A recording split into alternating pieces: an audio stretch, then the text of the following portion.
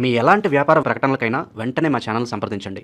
అందరికి నమస్కారం. నేను శిరీష. ఈరోజు మనతో పాటు ఉన్నారు ప్రముఖ ఆధ్యాత్మికవేత్త, జ్యోతిష్య పండితులు, శ్రీ విద్యా ఉపాసకులు డాక్టర్ సుదర్శన్ శర్మ గారు. గురుగారితో మాట్లాడతాం. గురుగారు నమస్కారం. గురుగారు, ఈ కొత్త సంవత్సరంలో జనవరి మాసంలో ముఖ్యంగా మిథున రాశి వారికి ఎలా ఉండబోతుందంటారు? ఎలాంటి జాగ్రత్తలు తీసుకోవచ్చు అంటారండి?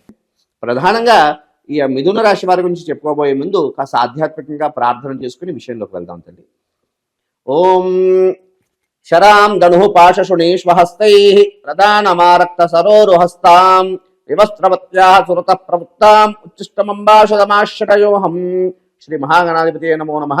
అస్మత్పితుః చరణారవిందాభ్యో నమో నమః. అస్మద్గురుః పాదారవిందాభ్యో నమో నమః. ప్రధానంగా తీసుకుంటే అమ్మ, ఈ మిథున రాశి వారికి జాన్యువరి మాసంలో ఏ విధంగా ఉంది అని తెలుసుకోబోయే ముందు ఏ నక్షత్రం వారు ఈ మిథున రాశి వారికి వస్తారనే విషయం గురించి కాస్త తెలుసుకుందాం అమ్మ.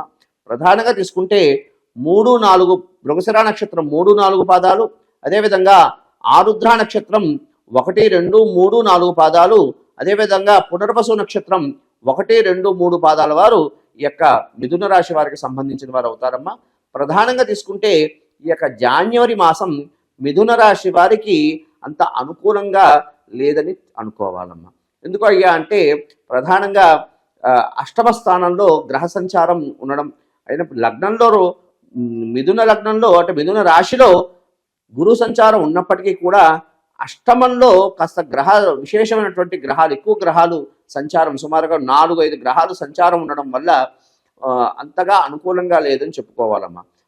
ప్రధానంగా తీసుకుంటే కాస్త ఆర్థిక సంబంధమైన విషయాలు అనుకోండి, అదేవిధంగా వాహనాలు నడిపేటప్పుడు అనుకోండి, అన్ని రకాలుగా కాస్త జాగ్రత్తలు తీసుకోవాలి. కాస్త అంత అనుకూలంగా లేదు అని చెప్పుకోవచ్చమ్మా. అన్ని పరంగా కూడా జాగ్రత్త తీసుకోవాలని మన గ్రహ సంచారం కూడా తెలియజేస్తున్నారు.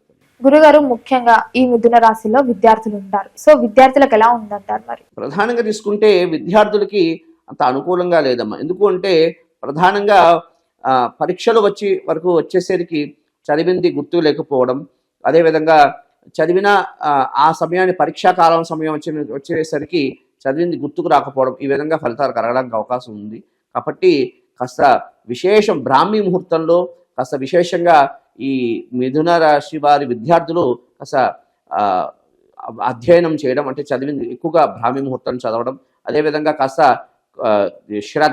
శ్రద్ధావన్ లభతే జ్ఞానం అన్నట్లుగా శ్రద్ధగా కాస్త ఓవర్ కాన్ఫిడెన్స్తో కాకుండా కాన్ఫిడెన్స్గా చదివి పరీక్షలు, ఎందుకంటే ఈ ప్రస్తుత యొక్క మాసం కాస్త గడ్డు కాలం అని చెప్పుకోవచ్చు. ఎందుకంటే అంటే గ్రహ సంచారం అంత అనుకూలంగా లేదు కాబట్టి కాస్త కాన్ఫిడెన్స్గా చదవాలి తప్ప ఓవర్ కాన్ఫిడెన్స్ అవన్నీ వచ్చులే అన్నటువంటి భావనతో కాకుండా కాస్త కాన్ఫిడెంట్గా చదివిన సమయం కూడా కాస్త బ్రాహ్మీ ముహూర్తంలో చదవడం వల్ల చదివింది గుర్తుగా ఉండడానికి అవకాశం ఉంటుంది తల్లి.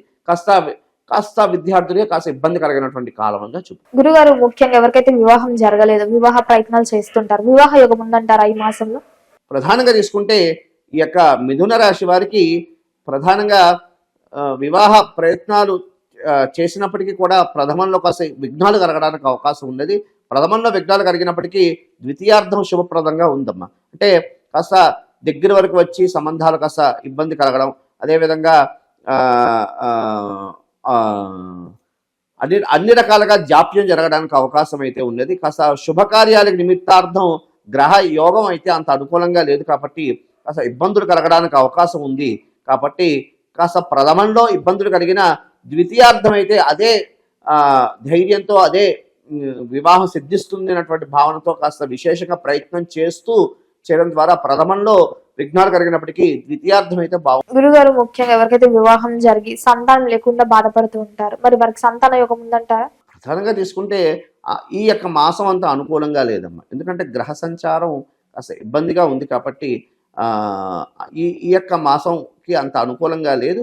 అయితే ప్రయత్నాలోపం లేకుండా కాస్త దైవుడి మీద భగవంతుడి మీద భారం వేస్తూ కాస్త ప్రయత్నం చేయడం వల్ల ప్రథమంలో ఇప్పుడు ఈ మాసంలో ఇబ్బంది అయినా రాబోయే మాసం నుంచి అనుకూలమవడానికి అవకాశం. గురుగారు, ముఖ్యంగా ఈ ఉద్యోగ వ్యవస్థలో ఉంటారు కదా, వారికి ఎలా ఉంటుందంటారు? ఏదైనా ఉద్యోగం మార్పు చేయాలనుకుంటే చేయొచ్చు అంటారా ఈ మాసంలో? ప్రధానంగా తీసుకుంటే ఈ యొక్క మిథున రాశి వారికి ప్రధానంగా అంతగా అనుకూలంగా లేదని చెప్పుకోవచ్చు. ఎందుకయ్యా అంటే అధికారులతో చికాకులు, అదేవిధంగా ఉద్యోగ భ్రష్టత్వం అంటే ఉద్యోగం నుంచి ఇబ్బందులు కలగడం, అదేవిధంగా ఉద్యోగం నుంచి తీసివేయడం, అదేవిధంగా స్థాన చలనాలు ఇవన్నీ కూడా కలగడానికి అవకాశం ఉందమ్మా.